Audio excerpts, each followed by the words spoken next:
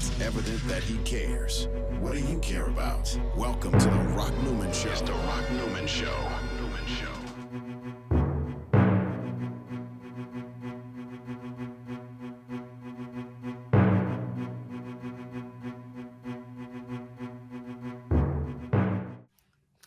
Hello, folks. Good to have you to join us once again. As you know, I'm Rock Newman, and this is another version of Rock Newman Show 2.0. So, okay, this is 2 days after the big Super Bowl. It's being touted as the third most watched Super Bowl in history. And so it's a great game, and people are talking about the game. But my Lord, they're also talking about Rihanna's halftime show, and some people just absolutely loved it. And there's also a lot of criticism. And with us for this segment of Rock Newman Show 2.0. I have someone who is certainly a media specialist. She's a professor at Howard University School of Communications and has been in the world of social media for a long time, in addition to having produced shows for BET back in the day, and is still very active and highly respected. My dear sister, Danielle Ricks, thanks for joining us. Oh, thanks for having me. I love that intro. I'm just going to record it and take it around with me everywhere I go. When people say, "What do you do?" I'm like, just let Rock Newman speak for me. So you say in your Facebook post, you may not have liked her Super Bowl performance, but it was a brand marketing success. Ooh, baby. And you say, I can't wait to share this with my School of Communication students. Rihanna didn't get a check for her performance, but she got paid. And Apple pulled out all the stops and got new subscribers. It was a win-win. Break this all down for us, Danielle. So absolutely brilliant brand marketing. Long before we knew even that she was confirmed, Apple started working on, they used this as a product launch. It wasn't just that she was going to perform, it was a product launch. So they started doing little tidbit interviews and rolling out interviews with her, and they remastered her entire collection. And I'm going to read it here so I don't get it wrong. Apple Music worked with Rihanna over the past year to remix and remaster her entire catalog in order to be available in 360-degree spatial audio. Okay. So that was happening in the background, right? Mm-hmm. She's pregnant.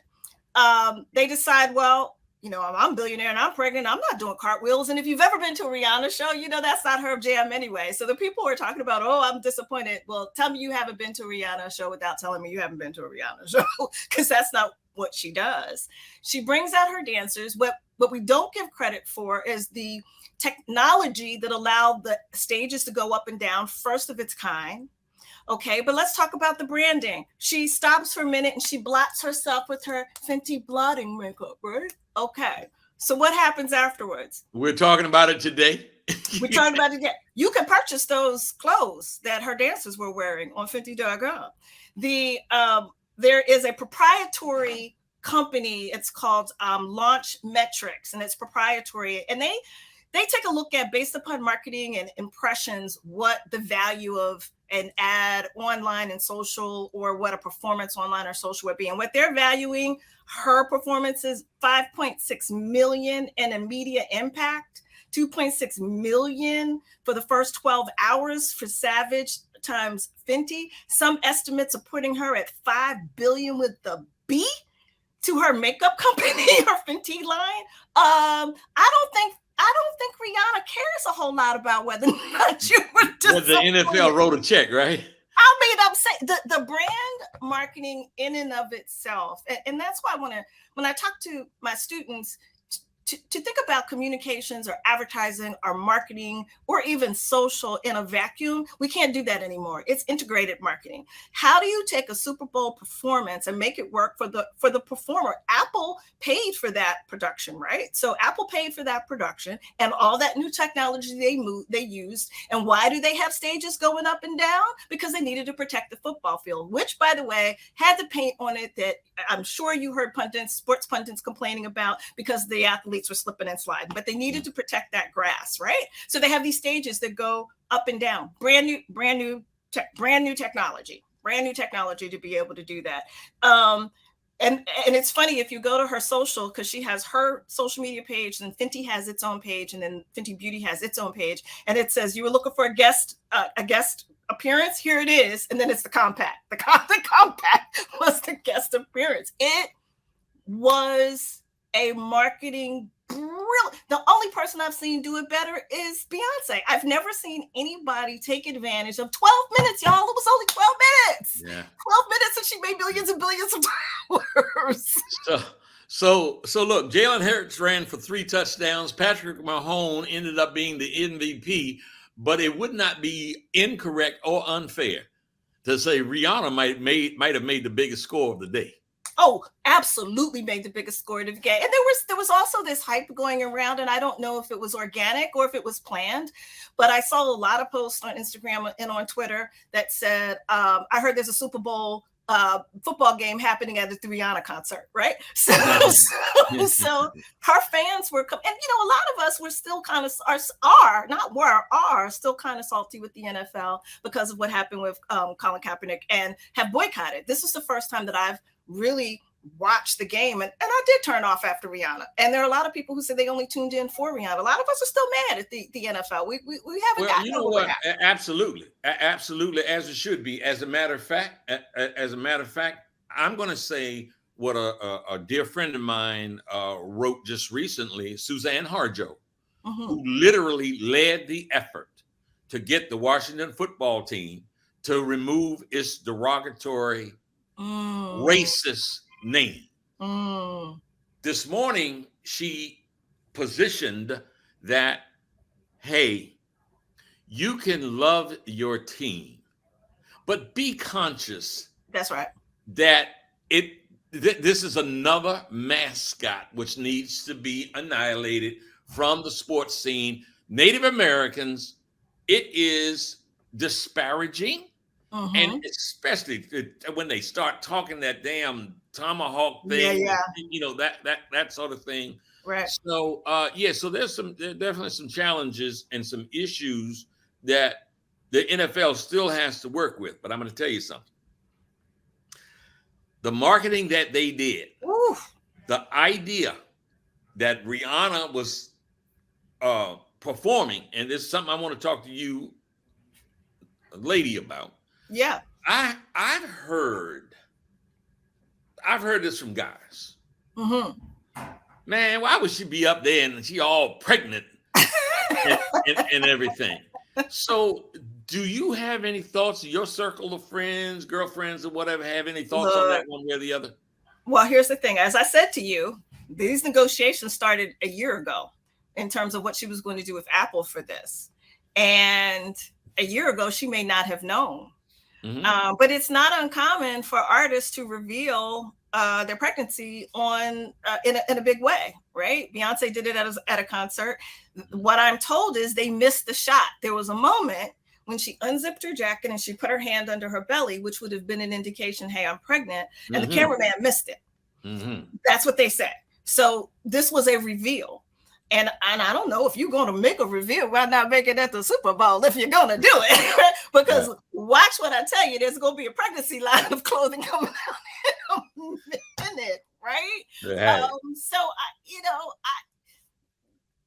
It was, she what did she say? 13 songs in 12 minutes. Yeah. She moved around on a couple of rotating floors. I wish I could be that agile to say that I would have the energy to do that, right? And I don't want to say it was all about the bag. I mean, she absolutely was there to entertain, and she's an artist, and her feelings are going to be in it. And everybody wants to have good reviews and a good a good performance, but it was bigger than that, those 12 minutes, right? And I don't know if she can, if Serena Williams can do a tennis tournament pregnant, if Beyonce could reveal hers at a concert, then Rihanna can stand up on the world stage and show us her belly. Shame on the camera guy for missing it. I hear you. And you know what? There clearly is a continuing kaleidoscope of what is acceptable in this male dominated world for a woman to do and how she is to be seen. And I thought that was a hell of a statement of empowerment. Right. It was. We're also coming at a time when misogyny is at an all-time high, and Beyonce's under attack right now by that woman who's saying that she's a sadist and anybody who goes to her concerts are going to hell. So, I mean, we have the pendulum swings back and forth. Yeah. And right now, not just in the United States, but across the country, the pendulum, not the country, across the globe, the pendulum is swinging towards conservatism. And this is a time to be in uproar about everything. I heard people who were far more upset about her grabbing her crotch than they were about her being pregnant. Like that sent some people off the edge because she grabbed her crotch. Yeah. We are living in very conservative times, and we're also living in a time where everybody has a voice, whether they should be heard or not. Everybody has something that they want to say. And I don't really think of it as a bold move because she's not the first one to do it. If she was the first person I've ever seen do it, then I would go, oh, girl, what are you doing? But she's not. We've made a big deal about Beyonce's pregnancies. We made a big deal about Serena Williams' pregnancies. And now we're making a big deal about Rihanna's pregnancy. And the thing that was the missed mark was that we didn't know if she was pregnant because they missed the reveal. So that created its own life. And for all we know, maybe that was on purpose and that was done to create some viral energy. Who knows? You know, when we speak of the NFL, there is just some real unavoidable hypocrisy. Mm-hmm. You know, Colin Kaepernick is no longer in the league because he knelt. And the sentiment was keep politics out of sports. Right.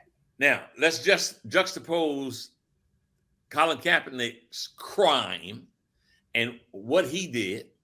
If you're going to say keep politics out of sports, I thought it was, majestic and exciting and thrilling that when the national anthem was finished, and look, hold on, wait, hold on a minute. Chris Stapleton sang the hell out of that national anthem. Yeah. We got some issues with it. We got some issues with the song. Right. But if you're talking about talent and a voice, that Tennessee whiskey, brother, Chris Stapleton, he murdered it. He murdered it well. Like immediately, the flyover. Feel like that maybe it was planned that way because Marjorie, our friend Marjorie Green, who talked about we could have done without the woke national anthem, Black national anthem, loved the fact that a good old boy was singing. Oh, how surprised I am that came from Marjorie Taylor Greene. Right. How surprised I am. But they were able to, I mean, I always think in terms of marketing and I take in terms of branding and what's the message and what are we communicating? And that would be a great juxtaposition to that, right? To have one of their own, come on out there and got a good old country guy with his beard, come on out there and sing for him. That would appease them while they were still fuming over the fact that they had to hear Lift Every Voice and sing. Yeah, that's right. From a powerful Cheryl Lee Roth. That's right. I will tell you something. My wife, and Dee Dee was sitting next to me, and when the song was over and with split-second precision, the military jets flew over and they were all being flown by women. Female jet So pilots. the That's right. NFL, in part, as when we start talking about marketing, there is absolute genius there. They hired a And diversity and include. They hired someone specializing in diversity and inclusion marketing. I would bet good money on it. yeah. So I mean, look, much to criticize. You know, a lot of making up they've got to do. You can't be fair-minded and look when you see brilliance emanating That's from that conglomerate.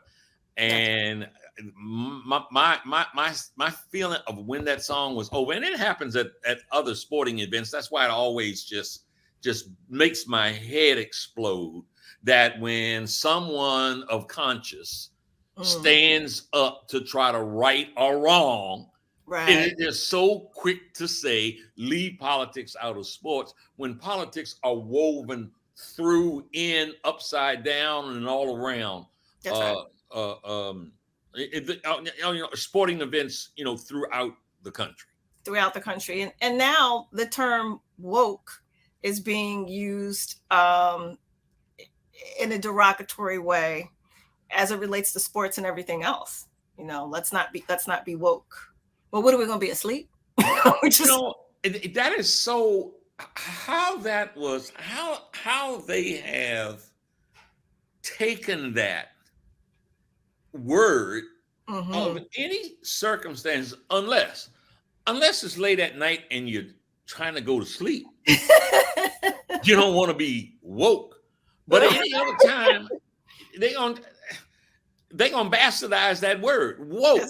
Well, oh yeah, y'all trying to be woke. And Danielle, I'm here in Boca Raton, Florida. Woo, and I've got to see the face and the temperament of this absolute hypocritical governor who has just maniacal aspirations to become the president and will do anything to appeal to the worst instincts of those in his state and to those in the country. Yes. Thinking that that's his ticket. That's his ticket, man. And so, when you have someone that is running and outwardly saying, I want to delegitimize the idea of Black history, that I want, and so openly do it, that is such a direct and obvious appeal to the worst instincts of the folks in the country. It's an flat out appeal to raw, naked racism. So I'm rereading the book Caste, and this is a playbook for our history, Nazi Germany, who looked at our history, the United States, and what was happening in the United States, and our caste system, which we called slavery and Jim Crow, was a blueprint for what the Nazis did. And this is playing into people's fears and being able to separate people, is that first step. There's a blueprint for this. He's not the first person to do it. He is very dangerous because he's smart and he's calculating. He's not like our previous guy. He's smart, and he knows how to play into that fear. And I'm sorry that you're down there, but somebody has to represent from us. I will say that we haven't gotten a lot of snow up north here in DC, but whenever we do, the people from Florida like to tease us when we're digging out of the snow. And as I said last year, you can't say anything to me about Florida because of who your governor is. I'll take 25 inches of snow before I take them. So y'all can't boast anymore because the good weather is all you have. Look here, when I walk along, when I go out pre-dawn and walk along the ocean there, barefoot in the sand, I look up and it's like, thank you, Lord, thank you. I'm not supposed to really, if I'm trying to be somewhere righteous, pray for anybody's demise. Yeah. But if old boy gets struck, if something happens, if something should happen, I'm gonna keep on walking here. As a matter of fact, if if you answer a prayer, man, I'm gonna try to walk on this water, not just barefoot in the sand. That's right. That's it. So Danielle, thank you so much for taking time out of what I know is a very busy and important. I just want to end. I want to circle back around to Rihanna, and I just want to end there and say, when people say that they were disappointed in her performance, I just want to say, you might be disappointed in her performance, but please don't be disappointed in her grind and her hustle, because it was a brilliant play. She didn't get to become a billionaire right. by not being on top of her game. That's right. That's where you always are on top of your game. Thanks for joining Rock Newman Show 2.0. Thank you. Thanks for having me. Talk to you soon, Rock. Folks, this is short. We're going to wrap up. Thank you so much for tuning in. Don't forget, hit the like button, subscribe, and help us out. God bless you till I see you the next time.